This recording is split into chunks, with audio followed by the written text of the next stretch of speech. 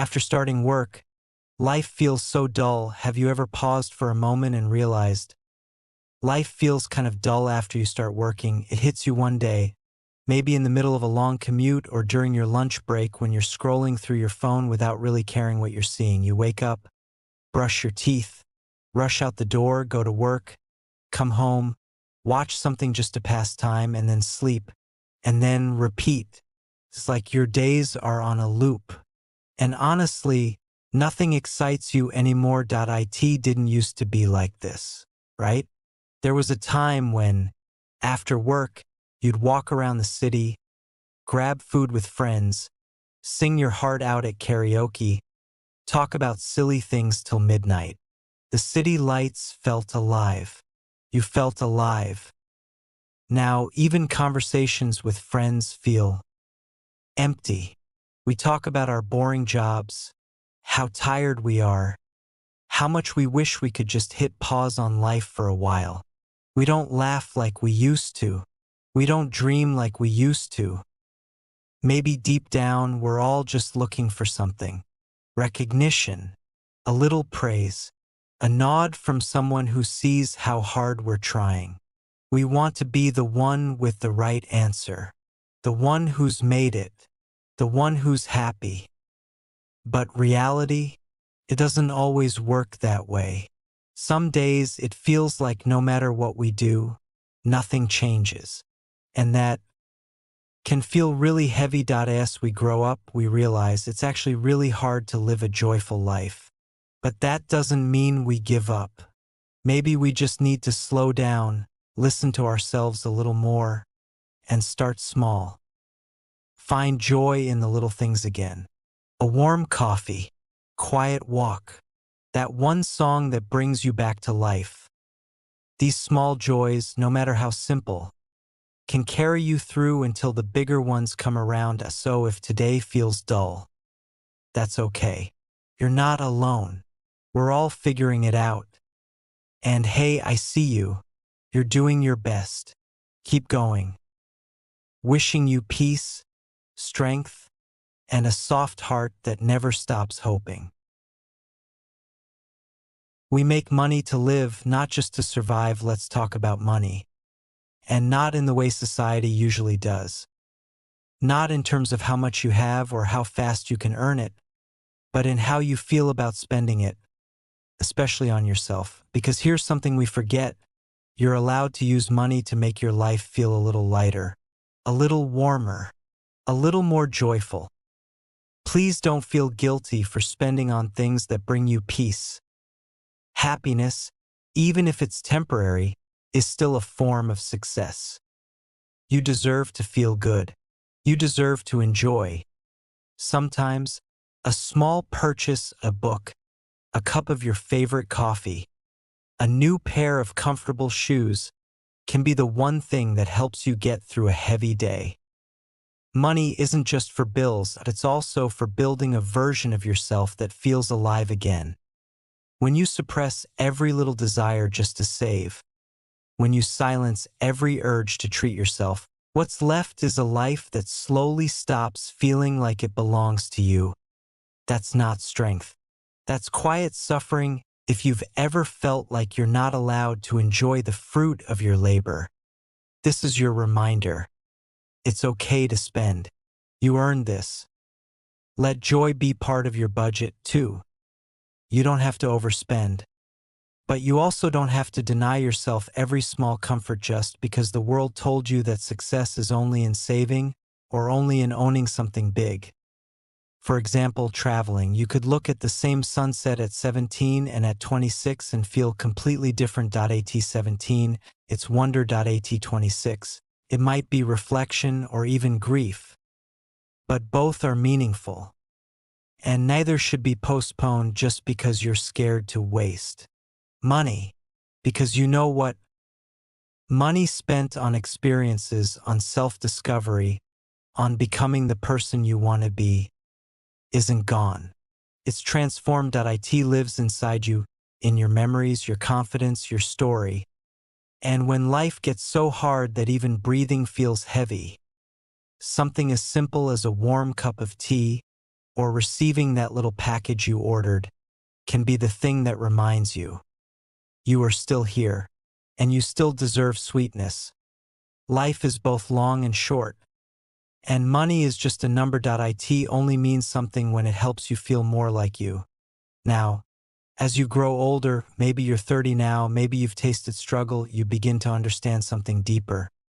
Saving money is important, yes, but it's not more important than living. You realize earning $100 a day is hard, but spending it, that disappears in a blink.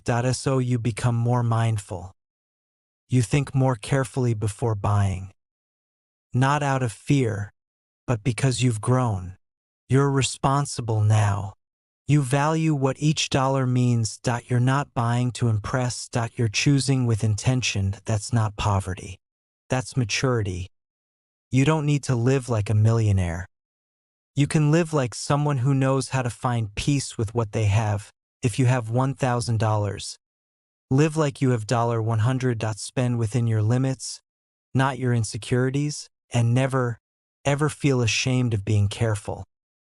Because real strength is not in how much you earn, it's in how well you manage what you have and how gently you care for yourself along the way.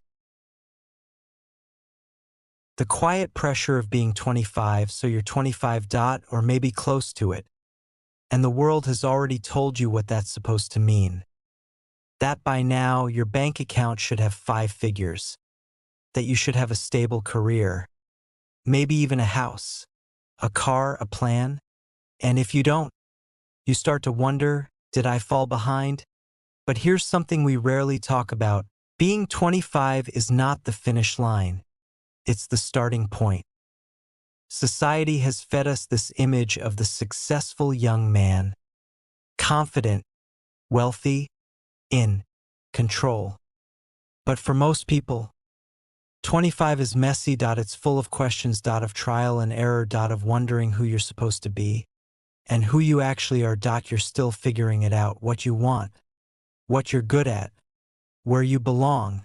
And that's okay. No one talks enough about how confusing it is to be a man at 25. You feel the weight of expectations. You're supposed to have it together. But deep down, you're still building yourself from the inside out. And you know what? That takes time. Not everyone buys a house at 25. Not everyone owns a car. Not everyone finds their dream job fresh out of college. Some people don't even know what their dream is yet.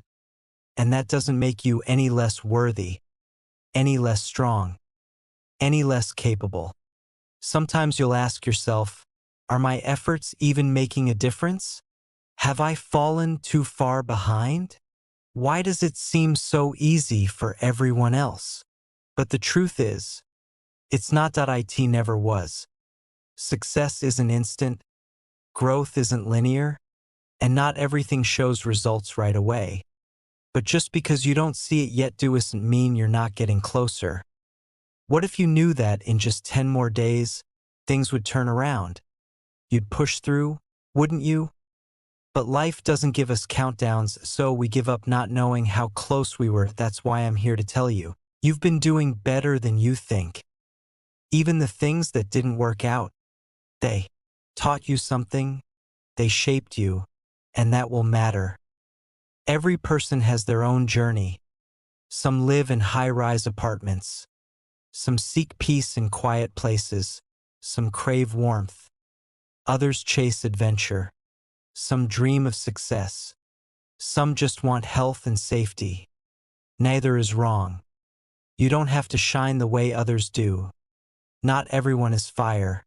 Some people are stone, solid, quiet, unshakable, and their peace is their radiance. Some people rise from the earth and climb mountains, but others, they rise from the depths, from places no one else can see, and even reaching the surface is a miracle. So stop comparing.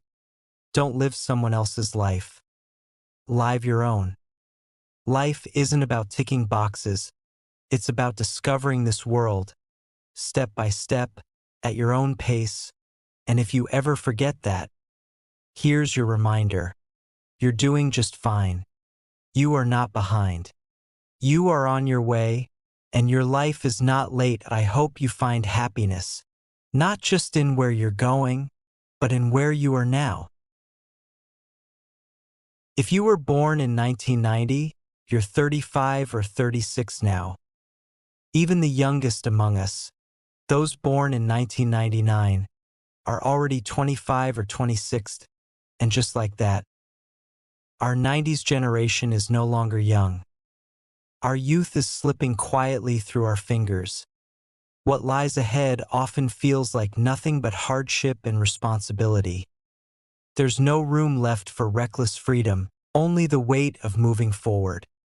You might find yourself wondering, why am I working so hard? What is the real meaning of this life? When I was 10, all I wanted was the attention and love of my parents. Even a small gesture, a kind word, a warm smile, filled me with joy. That I in my 20s, I just wanted to stay close to my family, to feel the peace of home, the warmth of familiar voices. But in my 30s, life hit like a storm, and suddenly, making money became the only goal. That it wasn't about dreams anymore. It was about survival. When you're the one supporting the family, you start to understand the value of every grain of rice, every drop of cooking oil. Back when we were students, our parents paid for everything: tuition, rent, food, and we never realized how hard it was to earn those dollars. Now we do. Maybe you've already weathered your share of ups and downs. Maybe you've achieved things you're proud of. Or maybe you're lost, stuck in a crisis of identity, wondering where to go next. But let me remind you, sweet or bitter, joy or pain, this is life. In the adult world, easy is just an illusion, so keep your heart calm. When you see your flaws, learn from them. When you fall, rise gently. Be strong. The most precious thing isn't how far you've gone, but whether you still carry the sincerity, the wonder, and the hunger to live with meaning. We, those of us born in the 90s, were growing older, but we're also growing deeper. And you're not alone in this. I see you. I've walked where you're walking, and I promise you, there's still beauty waiting for you on this path. If you don't have a single friend, if you've reached a point in life where you don't have a single friend, where everything you do quietly, alone, I want to tell you something. You're not broken. You're not a failure. You eat alone. You wander the streets alone. You sip your tea alone. You walk through golden sunsets with only your shadow beside you. You take trips by yourself to places no one knows, silently growing, healing. Minjin, the stillness of solitude. N01 texts to check in. N01 invites you out for dinner or coffee. N01 calls your name. And maybe, just maybe, that's not a sad thing. Maybe it's a gift. Because in a world that's often driven by self-interest, where money speaks louder than loyalty, your solitude might mean you're finally living with clarity. You're no longer trapped by meaningless stares. You're free from the whispers behind your back. You're no longer bending over to maintain shallow connections. You don't have to fake a smile or play a part or wear a mask just to be accepted. You've stopped performing in the theater of small talk and surface-level bonds. And now, you are free to be you. To live by your rhythm. To choose what feels peaceful, what feels honest. To walk in the sunlight of your own truth, no longer seeking the warmth of borrowed fires. This isn't loneliness. This is liberation. And if no one has told you lately, I'm proud of you. Hi friend. Welcome back to a soft space for your heart. You don't need to prove your happiness if you're truly happy.